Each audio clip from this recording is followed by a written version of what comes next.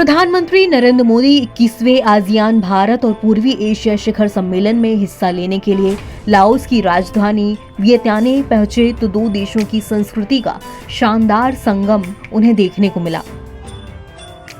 वो इस ऐतिहासिक पल के गवाह बने। प्रधानमंत्री मोदी ने गुरुवार को रामायण के लाओ वर्जन की मनमोहक प्रस्तुति देखी, जिसे फलक फराम या फ्रॉलॉक फ्रॉराम के नाम से भी जाना जाता है।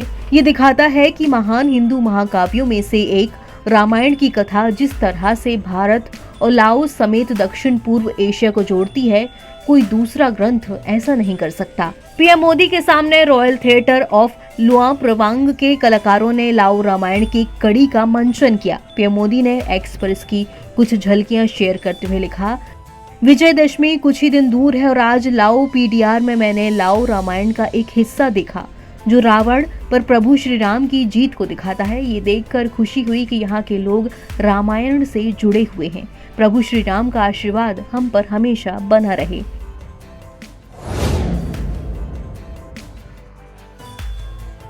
जानते हैं कि क्या है ये लाओ रामायण, जिसे फ्रॉलॉक फ्रॉराम कहते हैं। दरअसल फ्रॉलॉक फ्रॉराम रामायण का एक लाओ वर्जन है। दक्षिण पूर्व एशिया में रामायण सदियों पहले पहुंची थी। म्यांमार, थाईलैंड, कंबोडिया जैसे दूसरे दक्षिण एशियाई देशों में बौद्ध धर्म का नेतृत्व है। इन देशों में रामायण की कथा बौद्ध प्रभाव के साथ सदियों से मौजूद है। हालांकि लाओस में ये दूसरे देशों कंबोडिया और थाईलैंड की तुलना में बहुत बाद में पहुंची। लाओ संस्करण में ये फ्रॉलॉक फ्रॉराम के नाम से अपनाई गई है। लाओस को प्राचीन भारतीय सुवर्ण भूमि के नाम से जानते थे। ऐतिहासिक अभिलेखों की माने तो जब अशोक ने कलिंग के खिलाफ युद्ध छेड़ा तो कई लोग सुवर्ण भूमि चले गए। ये अपने साथ हिंदू बौद्ध मान्यताओं को लेकर भी पहुंचे। लाओस की रामायण वाल्मीकि की कथा से गहराई से प्रभावित है, लेकिन इसका मूल हिंदू प्रभाव समाप्त हो गया और इसमें लाओस के इतिहास और जीवन शैली का असर दिखाई देता है।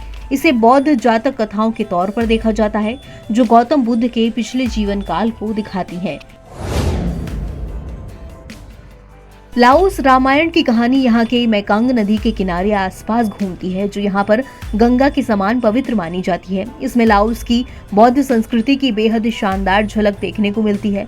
लाओस में फ्रॉराम को गौतम बुद्ध का अवतार माना जाता है, जो भगवान श्री राम के रास्तों पर चलते थे। इसके अलावा लाओ में रावण को राक्षस का अवतार माना जाता है, जो गौतम बुद्ध के ज्ञान प्राप्ति में बाधा डालने का प्रयास करता है।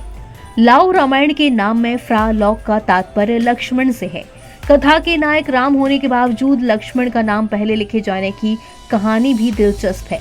स्थानीय लोगों की माने तो लक्ष्मण ने स्वेच्छा से राम का सहायक होना स्वीकार किया, जिसके चलते उनका नाम आगे लिया जाता है। दूसरे प्रमुख पात्रों में नांग सिदा, जिसे हम सीता के तौर पर जानते हैं, रावण को थोथ खान, हनुमान, संपाति और जटायु भी हैं। फ्रॉलॉक फ्रॉराम का मंचन हर साल लाओ साल के मौके पर खास तौर से किया जाता है। एनबीटी ऑनलाइन की रिपोर्ट।